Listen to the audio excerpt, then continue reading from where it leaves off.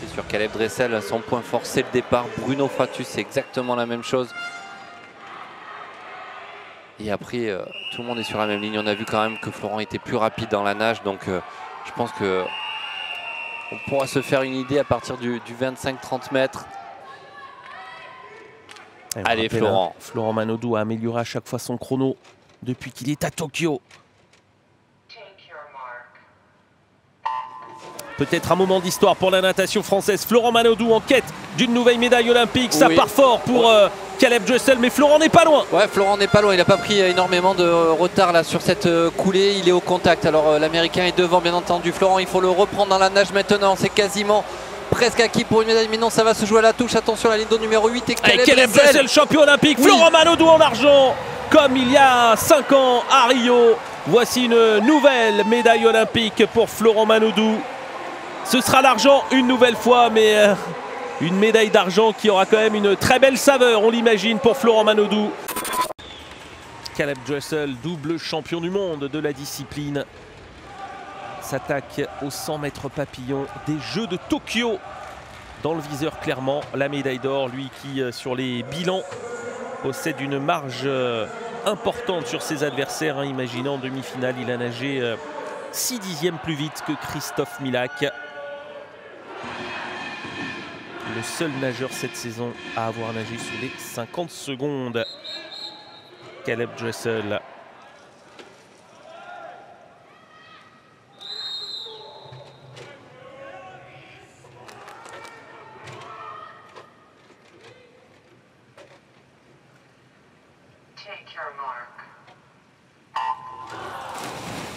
Un nouveau titre olympique peut-être au bout de ce 100 mètres papillon pour Caleb Dressel, le nageur américain.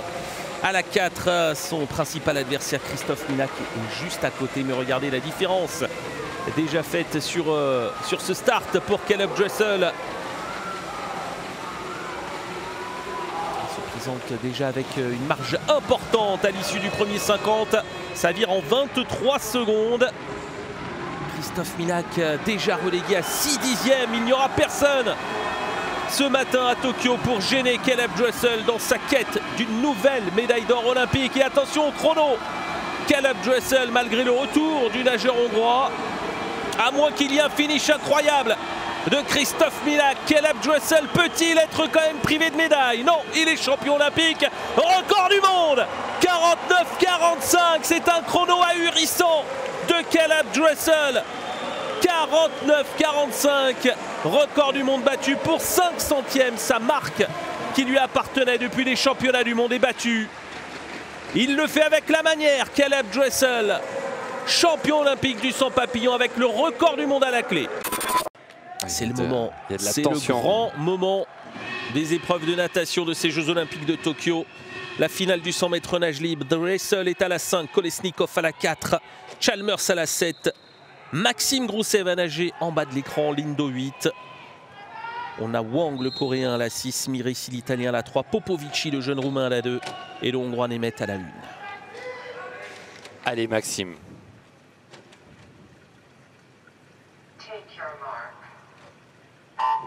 Rendez-vous avec l'histoire dans quelques instants au terme de ce 100 mètres nage libre des Jeux Olympiques et départ très fort de Caleb Dressel. Caleb Dressel a son habitude, là, il prolonge son atout, c'est la vitesse sous l'eau avec une superbe coulée. Clément Kolesnikov qui revient au contact. Maxime est un petit peu en difficulté, c'est Kyle Chalmers qui est devant lui. Attention, Kyle Chalmers. 22-39 pour Caleb Dressel devant Kolesnikov et Chalmers. Très vite là, 22-39. Attention au chrono, peut-être record du monde. Kyle Chalmers n'a pas dit son dernier mot. Caleb Dressel qui garde un coup d'œil sur Clément Kolesnikov qui tente de revenir. Kolesnikov, ça remonte. Ça remonte, ça va finir à la touche. Est-ce que ça va coincer pour Chalmers, comme Dressel. À son habitude. Dressel garde la main pour l'instant. Attention, Kyle Chalmers. Kyle Chalmers va-t-il le faire? Non, Caleb Dressel, champion olympique, 47-02. Il est à peine un peu plus d'un dixième du record du monde. Caleb Dressel a réussi son coup. Il est champion olympique du 100 mètres nage libre. Les grands favoris, les États-Unis, avec l'apparition de Caleb Dressel.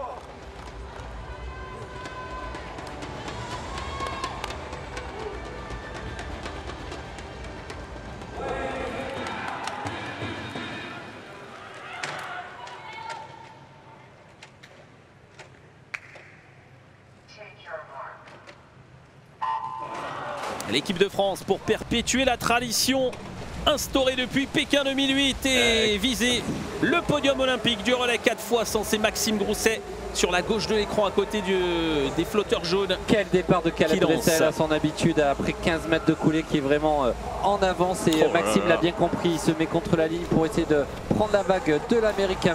22-24 au passage du 50 mètres. Attention, ça va neiger très vite, peut-être moins de 47 secondes, peut-être le record du monde va tomber au départ de ce relais et ça revient vite au couloir numéro 4. C'est Miressi qui revient en contact. Il est là, Maxime à la bataille. Qui fait une course extraordinaire là au contact de Caleb Dressel. Attention, le chrono de Maxime, c'est extraordinaire ce qu'il fait.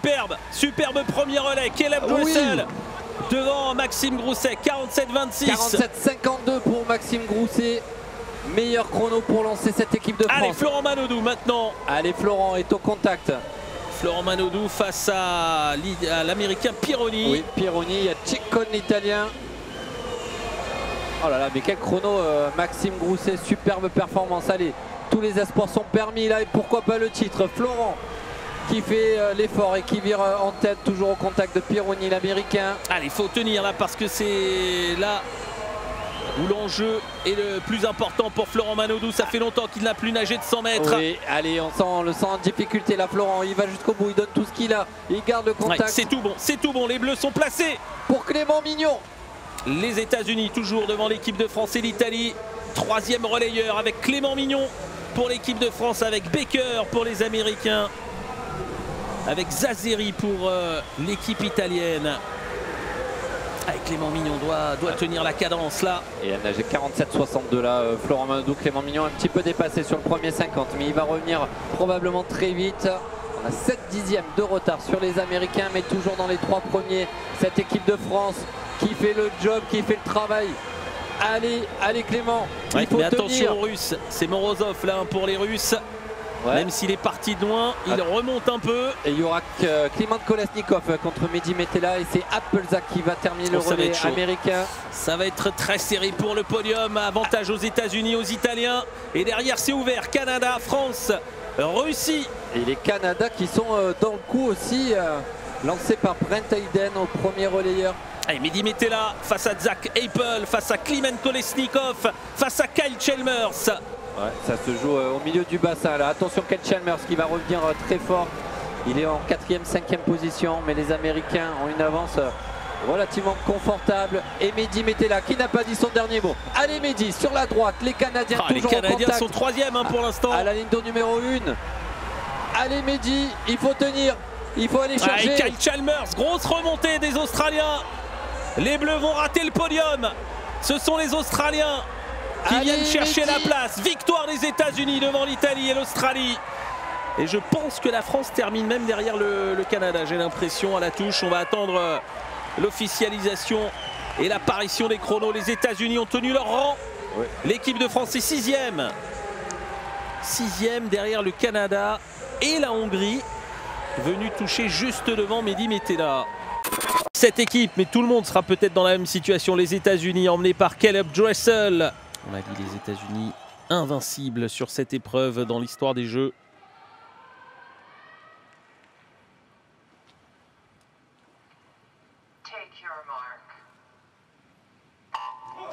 On distribue les dernières médailles à Tokyo pour ces épreuves de natation. Dernière épreuve, le relais 4x100 4 nages. L'équipe américaine est toujours repartie de cette épreuve avec l'or olympique. Est-ce que ce sera le cas également pour cette équipe américaine? On retrouve Ryan Murphy pour l'instant dans le bassin. Alors les Américains, c'est tout en haut de l'écran, hein. Lindo 1. Oui. Assez inhabituel, mais ils sont tout là-haut. Là, c'est le Chinois qu'on a vu en gros plan là sur le virage qui est juste derrière les Américains justement. Et Rilov un petit peu en retrait. Là, il est bonnet blanc à côté de la ligne jaune. Le champion olympique du 100 mètres nagible qui va finir très fort, mais apparemment Ryan Murphy est remonté. On va surveiller son chrono. Attention Ryan Murphy, ça semble être un petit peu compliqué sur la fin de course. Ouais, ça c'est un petit peu resserré. Ryan Murphy, 52-31 pour ce passage en dos devant l'Italie, la Chine. On a ensuite le Japon. Et la Grande-Bretagne, bonnet rouge, regardez Adam Peaty au milieu du bassin. Ah, il a c'est son moment, Adam Peaty. Ouais, c'est vraiment le moment décisif aussi pour la Grande-Bretagne. Ça se joue maintenant. Hein. C'est Adam Peaty, il doit passer devant et donner un maximum d'avance à ses compatriotes. On m'a dit, hein, pour battre les invincibles américains, il y a du monde avec le comité russe, la Grande-Bretagne, l'Italie, l'Australie. Pour l'instant, les Australiens à la peine, en retard, hein, après le début de Mitch Larkin. On se souvient aussi de la course de Michael Andrew sur le catenage où il a terminé avec difficulté. Ça semble être le cas également. Attention, la brasse, si les Américains prennent du retard maintenant, c'est quasi mission impossible pour Zach Apple après, alors qu'on a Caleb Dressel qui va s'élancer. Allez, Grande-Bretagne, Adam Peaty a placé les Britanniques en tête devant l'Italie toujours là et les États-Unis. Caleb Dressel désormais sur la droite de l'écran. Sa toute dernière course, Caleb à droite, et on voit bien en effet c'est un petit peu décousu, ça joue sur les côtés. L'Australie est complètement en retrait, elle est inexistante jusqu'à présent, mais elle va pouvoir peut-être remonter à partir de ce parcours de papillon. Et Caleb Dressel doit faire la diff là, avant le dernier relayeur américain Zach Apple. Alors il s'est fait un petit peu remonter là, Caleb. On ne l'aperçoit pas là, il est tout en bas de l'écran derrière le chrono, caché. Et il passe devant tout de même, Caleb Dressel. On verra la marge sur le Britannique, c'est Duncan Scott qui va se lancer derrière Zach Apple.